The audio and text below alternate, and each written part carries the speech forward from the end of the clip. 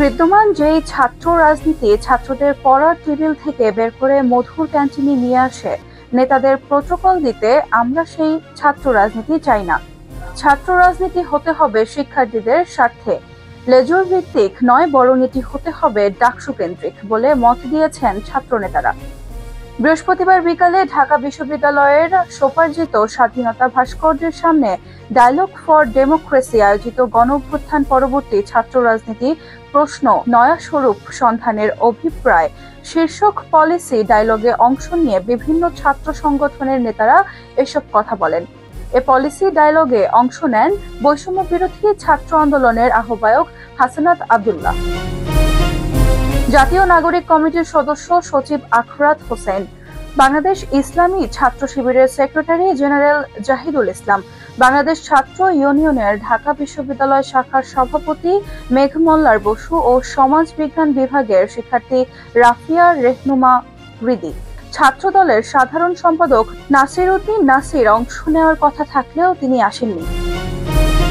ডায়ালগে হাসনাত আব্দুল্লাহ বলেন, ক্যাম্পাসে ছাত্র রাজনীতি থাকতে হবে, কিন্তু লেজুর ভিত্তিক নয়। যেই ছাত্র রাজনীতি আমাদের পড়ার টেবিলে থেকে বের করে মধুর ক্যান্টিনে নেতাদের প্রোটোকল দিতে বাধ্য করে, আমরা সেই ছাত্র রাজনীতি চাই না। বিদ্যমান দলীয় ছাত্র রাজনীতি ছাত্রদের অধিকার থেকে বঞ্চিত করেছে।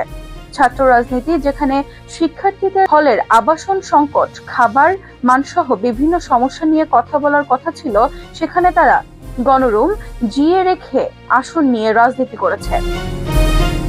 তিনি বলেন, দলীয় ছাত্র রাজনীতি শিক্ষার্থীদের পুঁজি করে তাদের মাদার পার্টিকে ক্ষমতায় টিকিয়ে রাখতে ব্যবহার করেছে। ছাত্র রাজনীতি হতে হবে ডাকসু কেন্দ্রিক। জাহিদুল ইসলাম বলেন, মওদুদি বলেছেন ছাত্র রাজনীতি একটি ইবাদত, অর্থাৎ অন্যান্য ইবাদত যেভাবে করি ছাত্র রাজনীতিও সেভাবে আন্তরিকতার সঙ্গে করতে হবে বলে আমরা মনে করি। বিভিন্ন দেশে ছাত্র রাজনীতিকে আমরা যদি একটু স্টাডি করি, আমরা দেখব তারা গঠনমূলক কার্যক্রম পরিচালনা করে, কিন্তু আমাদের দেশে সেটা হয় না। রাজনীতিকে সব ফর্মে উন্মুক্ত রাখতে হবে উল্লেখ করে মেঘ মোল্লার বসু বলেন, গণতান্ত্রিক প্রক্রিয়ায় সিআর নির্বাচন করে পরবর্তীতে সিআর কাউন্সিল গঠন করা যেতে পারে, তবে ডাকসুর গঠনতন্ত্র অবশ্যই সংস্কার করতে হবে।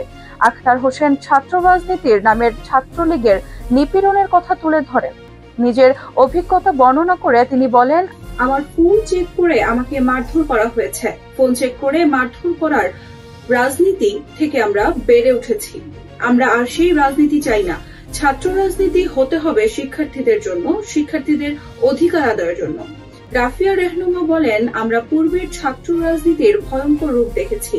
এই রাজনীতির শিকার হয়ে শিক্ষার্থীরা সবচেয়ে বেশি নির্যাতিত হয়েছে।